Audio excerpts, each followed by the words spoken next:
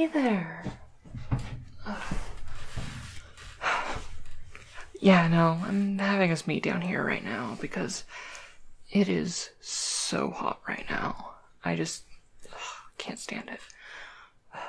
I shut down once it passes like 75, and it's like supposed to be like 88 and get up to 90 next week. I'm gonna die. But well, thanks for meeting me. Let me know if you need a drink or anything, because it is very hot. So, what did you want to talk about? I knew you've been having some, you mentioned a couple sessions ago how you were kind of, I don't know, getting a little tired of your character? Mm-hmm. Yeah, well, you know, that happens. Yeah, no, it's like, even, like, you've done a great work of your character, and I've really liked the arc over the last, like, few adventures that your character has done. It's been just, like, a lot of great character growth and whatnot. But yeah, no, I can see that you're kind of getting to the end of it. And honestly, that makes sense. Honestly, feeling that, like, you've done all you can with the character is honestly kind of a good sign.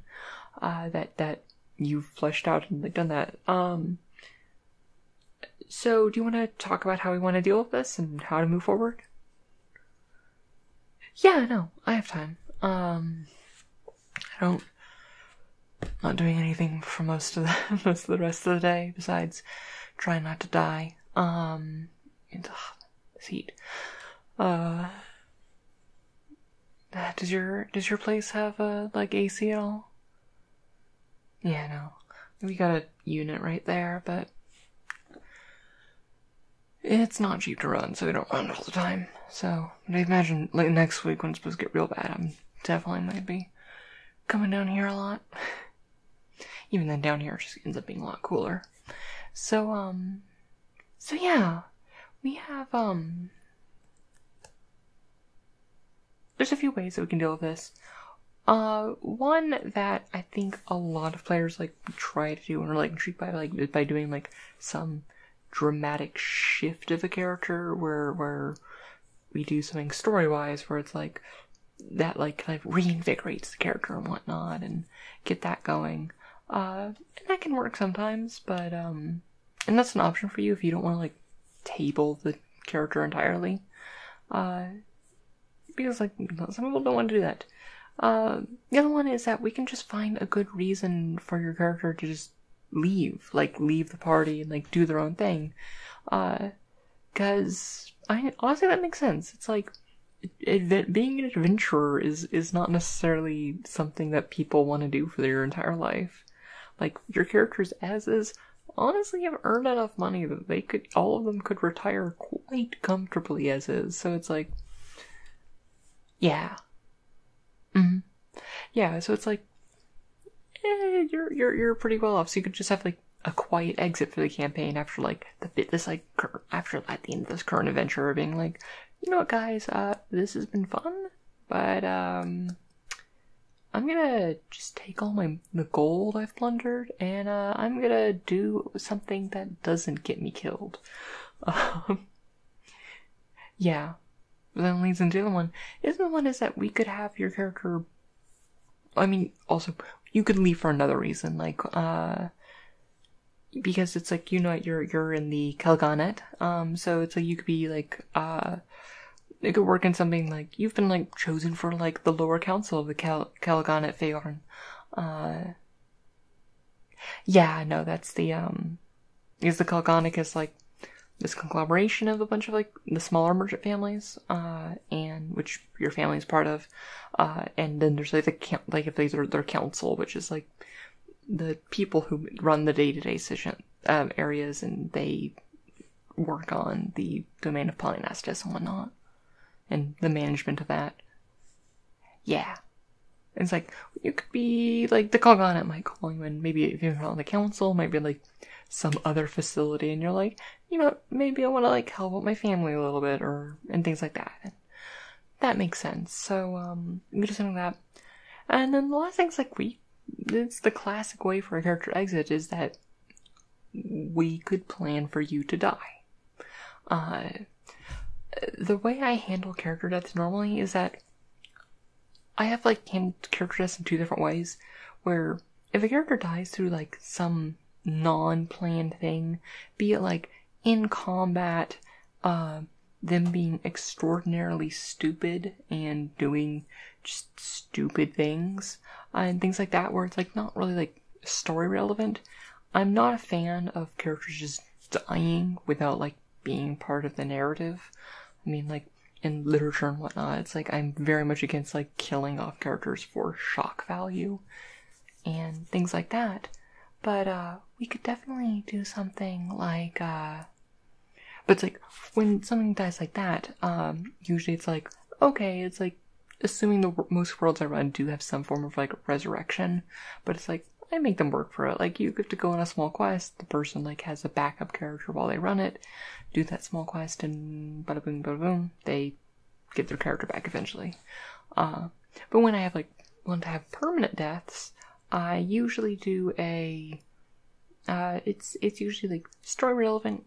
Will probably be handled out of combat or any situation like that. It'll be like some narrative and whatnot. It's like your party member in like an RPG dying, like rather than like in the middle of combat, where it's a cutscene not pre-scripted in the case of D&D, but like it's its own thing, and like we can work out something like that. Yeah, no, definitely. So if we were to do that, I'd probably discuss with you, and you'd probably get a little bit of like a head insight about when it's gonna happen, and we can talk about how we want to handle that.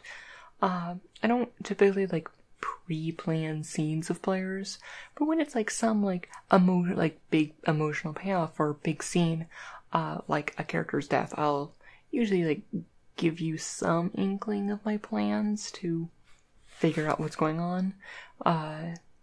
Obviously don't tell the other players. Also, just don't mention the other players that you're dying, because it's like, this is kind of your moment and stuff like that. It's like the secret, like, reveal at the end of a season. So, but yeah. So, any of those options, do those sound good for you? Yeah. No, I can work any three of them. Well, the first one, if you want to, like, add a new dimension to your character, might require something different. Like, if we want to add a new dimension, we could, do something with like my suggestion for the second one being, like, you have to do something for the Kalganet.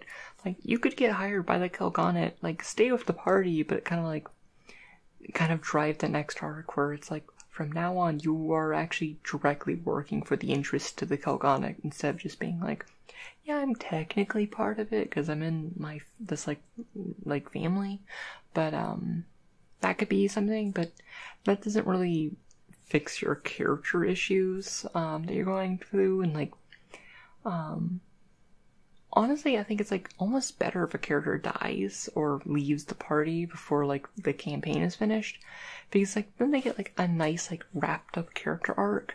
It's not like a comic strip where like it just keeps going and going and going, and the characters just get tired and worn out and things like that. Yeah, but it's like, you get like your nice story, and it's like, honestly, it's like the last few adventures something have been kind of like almost kind of centered around your character and the things of your characters, and this like last like adventure like being kind of like your swan song could work really well, whether it be your actual death or whatnot.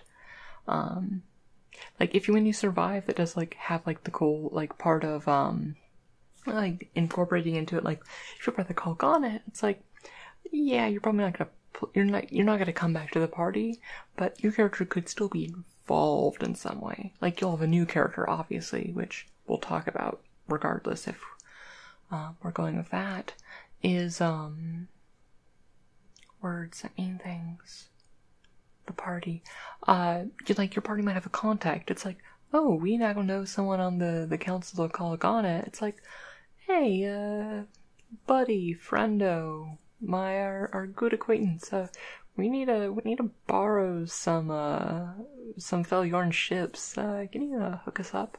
And like kind of like having that as like kind of as an NPC contact is good. There's also the classic. It's not really fitting in this campaign. But if I was writing this in generic RPG, like the classic, it's like, oh, the party member who died like 2 years ago in like real life time now will come back as the final boss of the whole thing. But that doesn't really fit for what we're doing here. Yeah, so okay.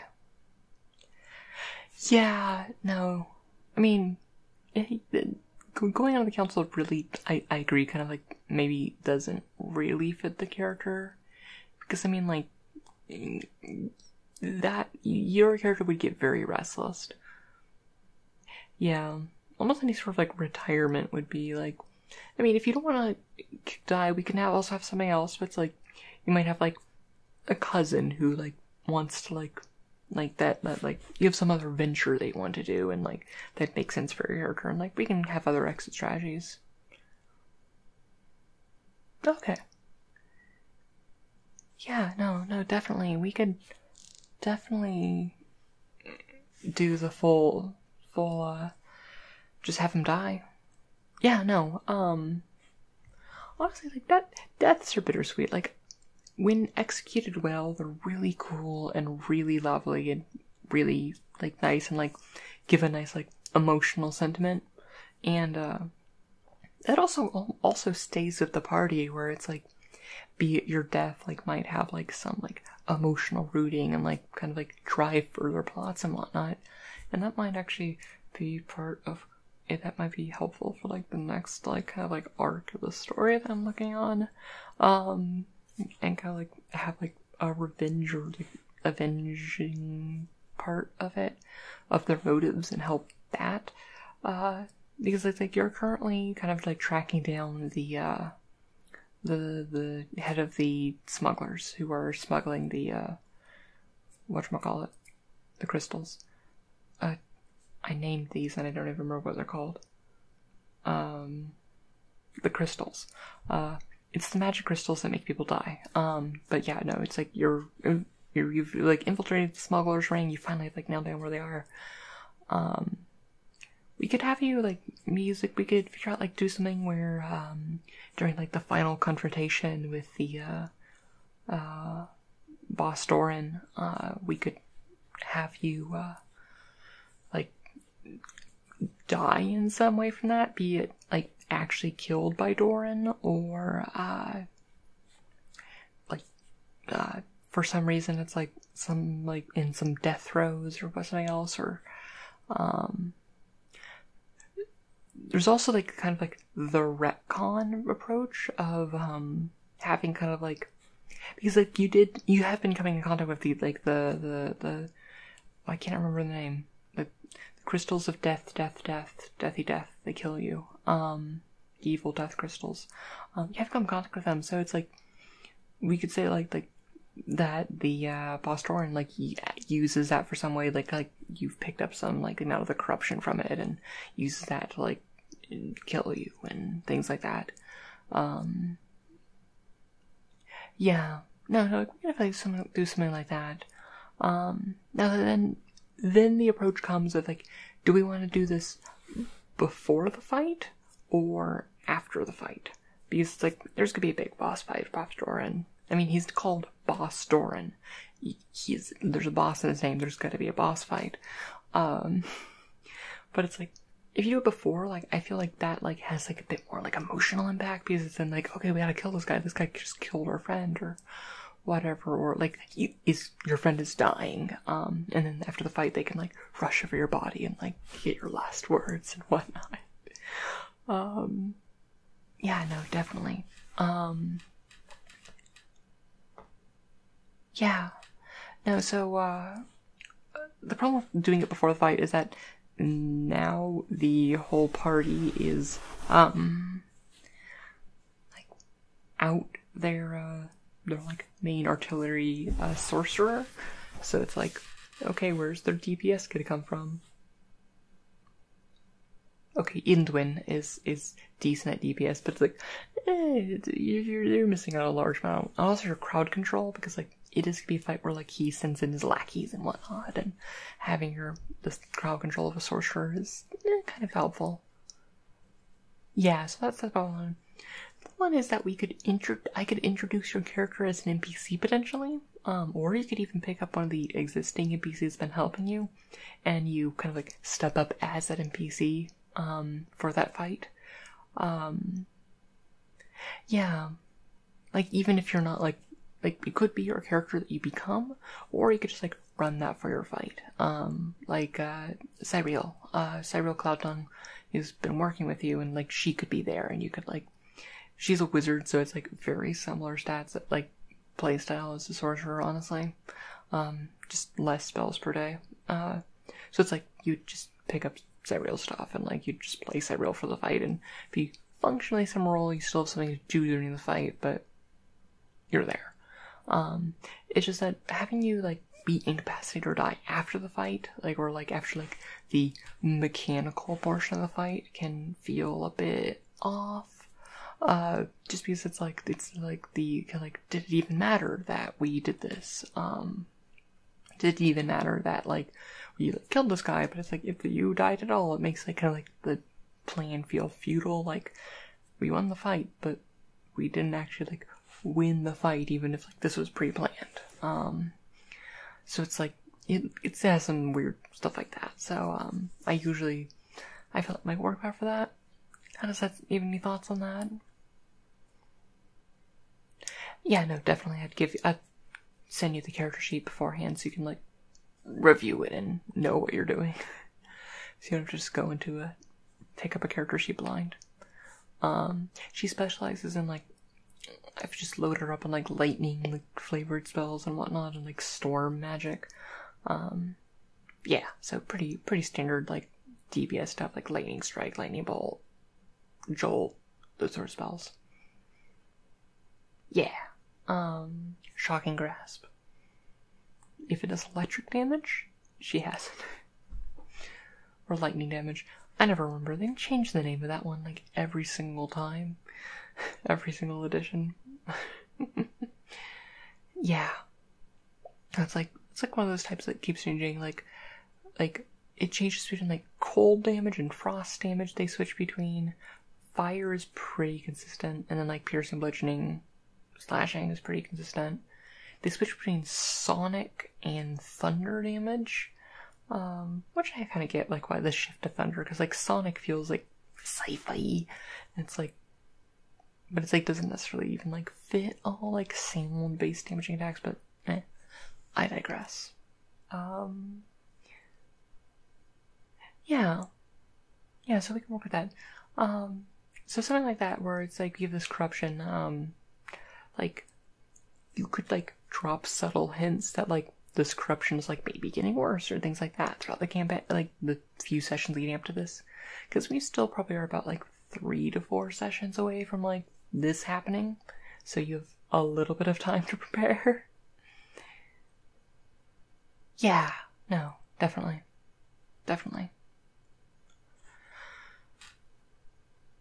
Okay. Yeah, no, it's, you can, like, start, like, building it up, and having that there, and, like, have it, like, be shown or whatnot, and I can, like, lead into some other things going on. It is also possible that, like, it's D&D. Stuff happens, and, like, things can go completely off the rails, and if that happens, we'll, like, touch base. I'll definitely also probably touch base with you, like, this, like, right before the session that it's probably going to go down. Just to, like, make sure we're on the same page about things, and you don't want to, like, change your mind at the last minute. Yeah. No, definitely. It's one of those things where it's, like, people get very attached to your characters. I know you're even, like, you're getting, like, a little bit, like, tired and you feel like you've done all you can with yours. People get really attached to characters, and I want to handle it well. Yeah. No, definitely. Mm-hmm. So, do you have any questions about what's going on? And how this will run? Yeah, so I'll probably, like, do something where it's like, there'll be like a skill challenge or something like beforehand that's like, or I'll have you like make some checks that you can't actually succeed.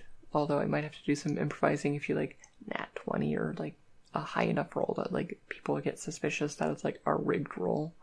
I do that more than I like to admit, where I have like just completely rigged rolls that it's like they're gonna fail regardless, but I'm not gonna tell them that.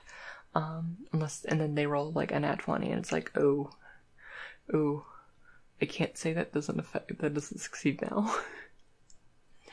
The nat 20 makes sense because like nat 20 is like that, then it's like a weird situation where they're like, oh, you didn't, like, they kind of like can't excuse my confusion because it's like, oh yes, I didn't realize you'd go that well. But the confusion comes when they like roll like an 18 or a 19, where it's like, I can't say they didn't do that because then it's very obvious that like this was a roll that like was kind of like a fake roll that they weren't supposed to succeed. Yeah, I shouldn't be telling you like the stuff behind the curtain, but yeah, I know. But it's one of those things where it's like sometimes I just need something to happen and people will feel cheated if they didn't get a chance to roll for it, and this makes them feel better about it. So I'll probably have you do some like fake rolls against like the boss store and doing like using some of his like stuff to like activate the corruption within you. Yeah. Yeah, definitely. Yeah, no. So definitely. So, also, in this case, also just give thought to, like, what you want your character to be. Your next one to be. I mean, we already have, the other, like, kind of, like, DPS character, so it's, like, you have a little bit of flexibility since, like, you're kind of doubled up on your role, so you can kind of do whatever you want to do. Yeah, no, definitely. Let me know if also there's any NPCs you'd be interested that we've, like, met before that, like, you might want to, like, step in as. Yeah. Yeah. Yeah, Zenora's pretty cool. I could see you stepping as Zenora.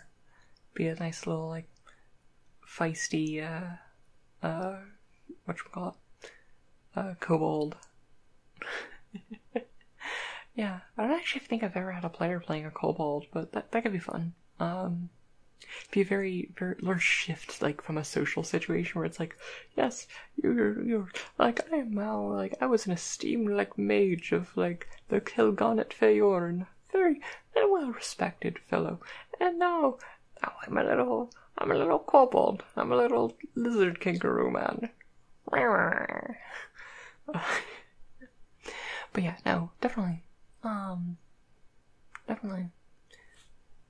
Oh, well, it has been good talking to you. Anything else in the campaign you want to talk about? Yeah, no, I've been really liking how your character's been going, but I definitely think we can really make this work and make it like a nice, like, closing ending. Give some thoughts into your last words and whatnot. No. Yeah. Now, do you want me to drop any, like, hints that you're gonna die? Like, dying or, like, someone might die? Or do you want to kind of, like, leave it as a surprise? Alright, yeah. No, I like leaving it as kind of, like, a surprise. Definitely. Well, yeah, no,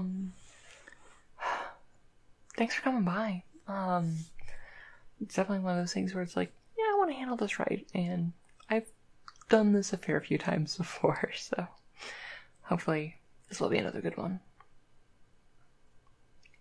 Yeah, no, well, I mean, feel free to hang out here as long as you want.